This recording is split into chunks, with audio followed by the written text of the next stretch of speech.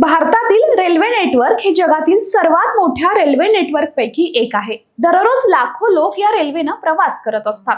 मात्र तुम्हाला माहिती आहे का की पाकिस्तानातील एका रेल्वे स्थानकावर भारताची एक ट्रेन अनेक वर्षापासून तशीच उभी आहे।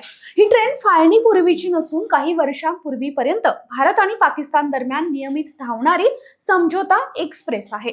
भारतीय ट्रेन पाकिस्तानातच का अडकून पडली आहे याबद्दल तुम्हाला माहिती आहे का? थांबा सांगते। तर समोर आलेल्या माहितीनुसार 2019 पूर्वी भारत आणि पाकिस्तान दरम्यान समझोता एक्सप्रेस ही रेल्वे सेवा सुरू होती। ही ट्रेन भारतातील अटारी आणि पाकिस्तान मधील लाहोर दरम्यान धावत होती।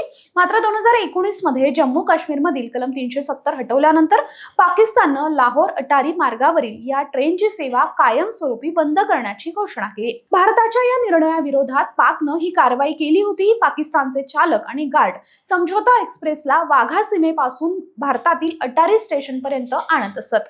वाघा आणि अटारी दरम्यान अवघं 3 किलोमीटरचं अंतर ही ट्रेन पार करत असे।